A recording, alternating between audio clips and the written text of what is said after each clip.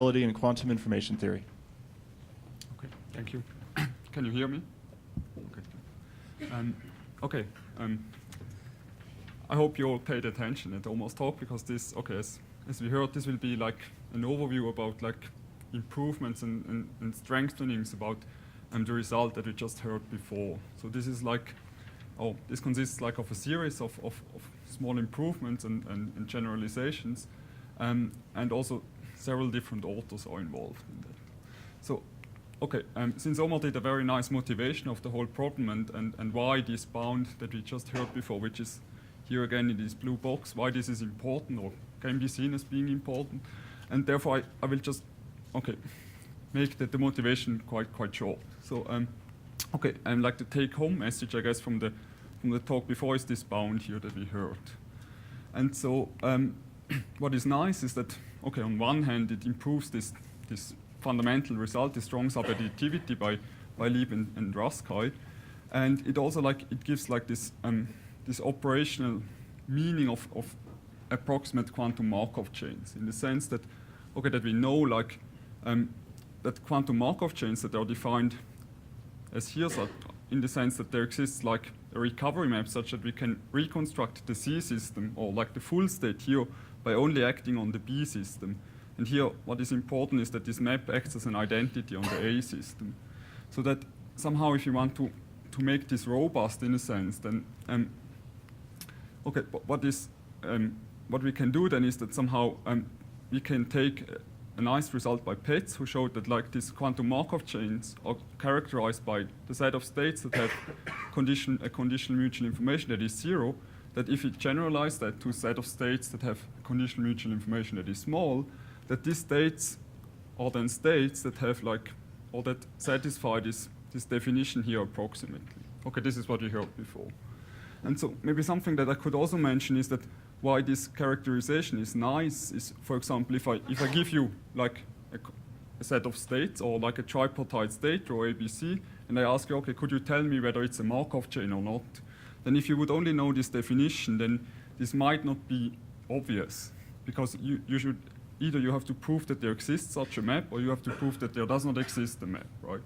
But if you know this result by Petz, then it's a triviality. You just take the conditional mutual information, you evaluate it, this is immediate because you know the state, and then if it's zero, you tell me, it's a Markov state, or if it's not zero, then you tell me, it's not a Markov state. And therefore I think this duality between like this more operational definition in terms of recoverability and this more entropic characterization, this is important, this link. So this is all nothing new, I guess, so far. So what is this talk about, actually? So we would like to understand this recovery map a little bit better in the first step. So what we heard from Omar before is that they can show that there exists a map that satisfies this bound, and furthermore they can uncover a little bit of the structure of this map. So what they could show is that it's almost a Petz recovery map, but they have to plug in these unitaries. These are these green elements here. So a set of unitaries at the outside that acts on the BC system, and then another unitary at the inside that only acts on the B system. And so what was not known is how these unitaries look like. So it's still, this map here is still not explicit. We know that it has this form, but we do not know how these unitaries look like. So this may be not a big problem, but what would be, or what is maybe a little bit unsatisfactory about this is that if we now forget for a second about these unitaries, and we consider only like the black part here, this Petz recovery map, what is particularly nice about this map is that it only depends on the marginal row BC. So there's no dependence on the A subsystem here. So what we would like to have, or what would be very natural to have, and also there are some applications that require this, is that we have like a recovery map that only depends on the marginal row BC. And this is what we would call like a universality property. So we would like to have a recovery map that, for each marginal row BC, it is the same recovery map then works for all extensions row ABC with the same marginal on the BC system. So this is this first question, this universality question. And another question that pops up very naturally is whether we can like find an explicit recovery map that is hopefully universal and explicit, and in addition satisfies this bound. So there would be then no there exists or something like that anymore in the theorem.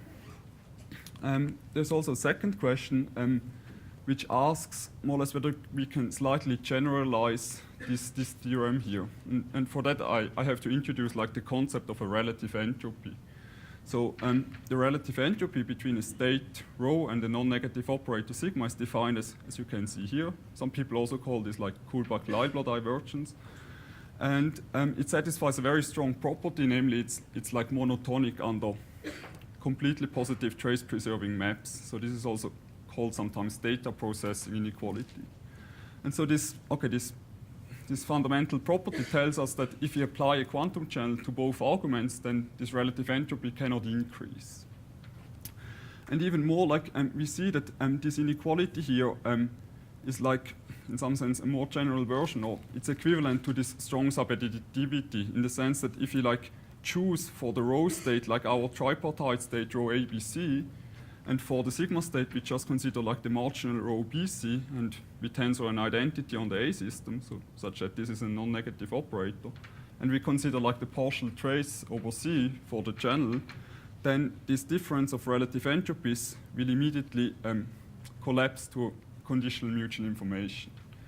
So in the sense, the second question we could ask is whether we could like prove a lower bound, similar as Omar did here with Renato, in terms of a difference of relative entropies. And then, okay, by this connection that I just sketched before, this would then like imply the conditional mutual information lower bound as a corollary, just for a particular choice of rho, sigma, and n. Okay, and so, okay, here's, I guess, the take-home message from this talk. So this is our main result, which answers these two questions.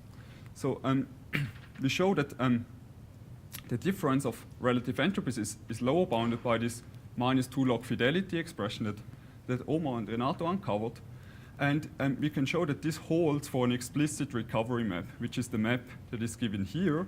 And this map is constructed as an average over like rotated Petz recovery maps. So these are the maps that in some sense Omar and Renato uncovered with unitaries. So the unitaries are hidden here in this complex exponential. So 2 unitaries at the outside and 2 unitaries at the inside here.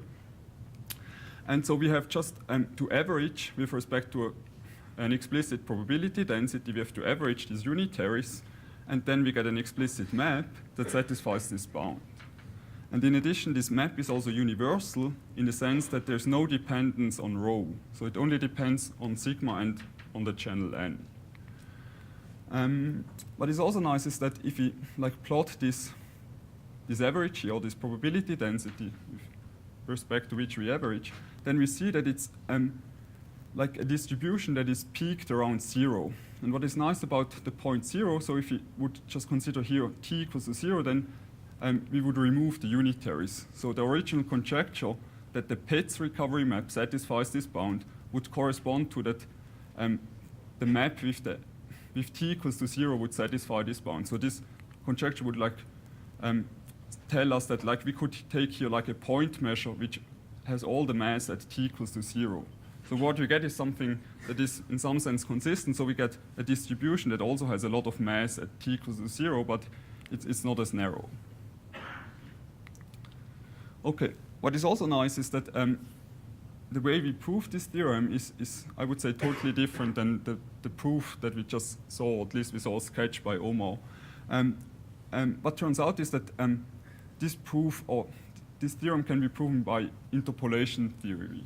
And this was, I think, first observed by Mark. But at the end, I guess I have an overview about who discovered which proofs more precisely. But I think, therefore, this is interesting to see like that a totally, or more or less totally different approach leads to very similar results. And so let me like spend one slide to advertise a result that is maybe not that known in our community, or at least I was not familiar with this result. And this is a strengthening of the, okay, I would say more famous, like Hadamard 3 lines theorem, which is a fundamental theorem from complex interpolation theory. So it tells us, okay, the theorem is given here in this blue box again. It's like a relation between different Schatten P norms. What is nice about this theorem is that that it's very flexible. So we have a lot of parameters and things we can choose, and we can tune for our problem. So okay, more precisely, we consider like here S as the strip on the complex plane here, and then we can choose like an arbitrary function G from the closure of the strip to the set of bounded linear operators on a Hilbert space H. And all we need to make sure is that this function satisfies 3 regularity properties. So it should be bounded on the closure, it should be holomorphic on the strip, and it should be continuous on the boundary of the closure. So then, okay, any such function that satisfies these properties, we can choose like 3 parameters, so a theta between 0 and 1, and a p0 and a p1, which are between 1 and infinity. And this then defines us another parameter like p theta via this Hölder-like relation here. And then, okay, then we have all the parameters, and then we know, or this Stein-Hirschman theorem then tells us that the following inequality is true. And so what I should maybe also mention is that this alpha theta and beta theta, they are just probability densities that are explicitly given here. So okay, as I said, what I think is nice about the theorem that it is extremely flexible or general. So we can choose the function, we can choose all these parameters, and somehow the art of like using this result to make a proof is to have an insight how we can actually choose this function and these parameters. And I guess you probably already see it. So the idea is that we like choose the function cleverly and these parameters such that like here the upper bound here, this norm will converge to a difference of relative entropies, and this norm here will hopefully converge to a fidelity. Okay, so okay, a bit more precisely, we tune now our parameters and define this function. So let U be the Stein spring isometry corresponding to our channel N, and then we define this function G of Z to be this guy here. So maybe it's an exercise to like verify that this function satisfies these regularity properties here. It's not difficult to verify. Then we pick the 3 parameters we can choose, like the p0, the p1, and the theta, and then this defines this p theta quantity. And now we can evaluate norms, right? So we set up the scene, and now we want to apply this theorem here. So we just evaluate norms. So one norm turns out to be equal to this guy here, which we can easily upper bound by 1. Another norm that shows up in this Stein-Hirschman theorem corresponds luckily to a fidelity, or square root of a fidelity. And so then if you apply the theorem from before, then we have like an upper bound for this log Hölder norm expression here. And here we have already essentially what we almost want, right? So in the final step, if you now multiply both sides by -2 over theta and consider the limit where theta goes to 0, then from a known result, we know that this guy here converges to a difference of relative entropies. And then we can also use the fact that the fidelity is concave and take this average here inside the fidelity, and what we get is our result. Okay, I'm aware that this was only a sketch, there are a few details, but I think this is the rough idea how this proof goes. This is different than like the original proof by Omar and Renato. So we do not, or in this approach, we never have to consider like n copies to smooth out things. So this is all on 1 copies. So therefore we also never have to singularize things. Okay, let me comment one slide a bit more about the theorem. So and what are the assumptions for our 3 parameters here, like the rho, the sigma, and the n? So rho can be assumed to be an arbitrary density operator on a separable Hilbert space. So for the experts, like the way we prove these things is first only for finite dimensional Hilbert spaces, and then there is like a standard argument based on projectors and limits, which then allows us, once we know that the statement is true for finite dimensional Hilbert spaces, to extend it to separable Hilbert spaces. So rho is an arbitrary density operator on this Hilbert space. Sigma can be an arbitrary non-negative operator on A, so it does not have to be normalized. And n is just an arbitrary trace-preserving completely positive maps between this Hilbert space A and another possibly separable Hilbert space B. So, okay, once again, to emphasize that this map here is universal, meaning that it does not depend on rho. So this is what is nice. And again, for this choice here of the rho, the sigma, and the n, we reproduce the Fawzi Renner bound with an explicit and a universal recovery map. So universal would then mean that the map does not depend on the full state, but it only depends on the marginal row BC. This was the question we asked at the beginning. Okay, so is this the end? Not really. So there are other questions one could ask. For example, can we further tighten the bound? So what we mean by that is, one could ask, can we find a lower bound that is better than or bigger than this -2 log fidelity? And the dream, I think, would be to have a statement of the following form. So in other words, to replace this -2 log fidelity term with a relative entropy. And it's, okay, this is a simple fact, tells us that this relative entropy is not smaller than this -2 log fidelity. And why would this be the dream? Because like in the very special and simple case where all the states are classical, everything commutes, then we know that this is true here. So therefore, it would be very nice to prove something like that also for the non-commuting, for the quantum mechanical case. But okay, as far as I know, this is unclear whether this is true. So I saw different ideas, but all of them, as far as I know, they fail at some tiny point. But okay, as I know, this is not clear how to do it. But maybe we can do something in between. And there's a quantity that is something in between, which is a quantity called measured relative entropy. So this is a relative entropy where we optimize over all possible measurements. And then by the data processing inequality, we know that this measured relative entropy is clearly not larger than the relative entropy. And also another standard result tells us that this measured relative entropy is never smaller than -2 log fidelity. And should maybe emphasize that okay, there exist lots of cases where this measured relative entropy is considerably larger than this -2 log fidelity. Particularly if you consider again like the classical case, if rho and sigma are classical states, then the measured relative entropy is of course the same as the relative entropy because the measurement does not harm. And so I would say the second result or the second improvement after Fawzi Renner was that one could like tighten the bound in the sense that one could prove like a lower bound in terms of a measured relative entropy. So some of you might think, okay, now this theorem looks like strictly better than the one I presented at the beginning of my talk, but it is not. I would say it's different. So if you read it carefully, then we see that there is again this existing word here that shows up. So in other words, this recovery map that satisfies this stronger bound here with the measured relative entropy here, the recovery map is not known explicitly.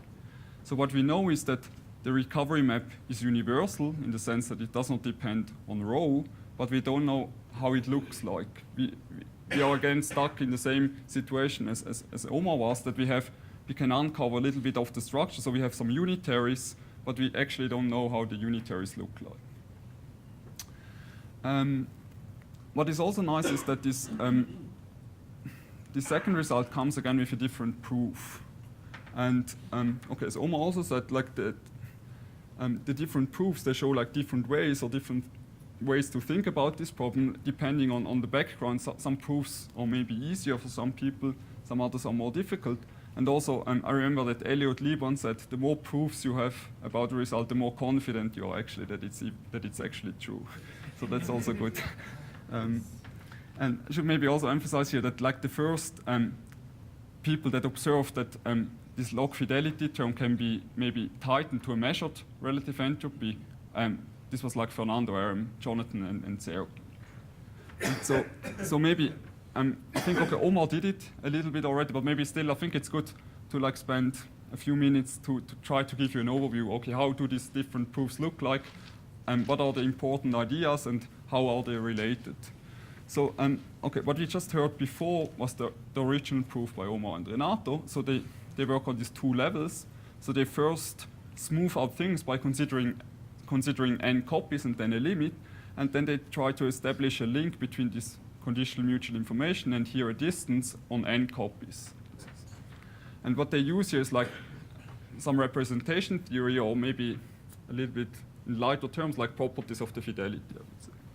And then once you're there, then you need to add the second step, which is then an argument to singularize this result here. And by the way, like this d hat just stands for an arbitrary distance. For some of these proofs, it's the fidelity or the logarithm of the fidelity. For some of them, it's the measured relative entropy or even the relative entropy.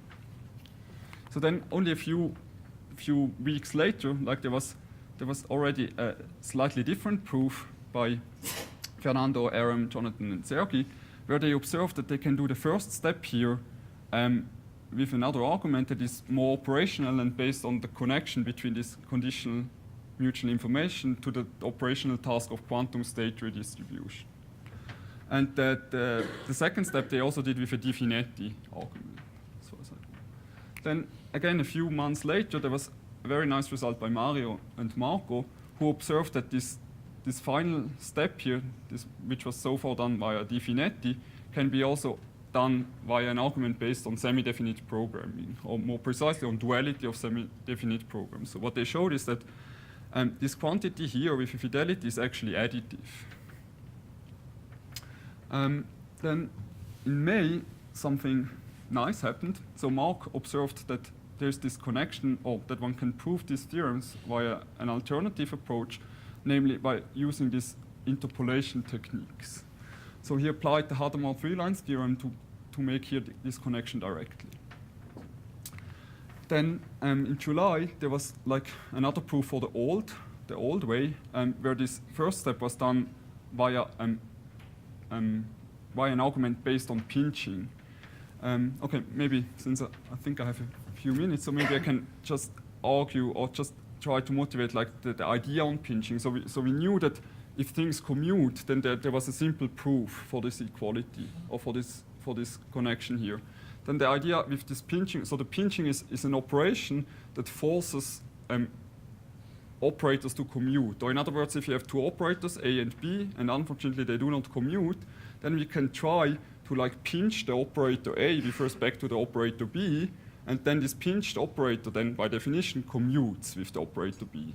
And in addition, this pinching operation is not horrible, so it tries to only modify as little as possible such that it commutes, but not totally destroy the operator. So it's still, the pinched operator on A is still more or less the operator A, but a little bit a modified version.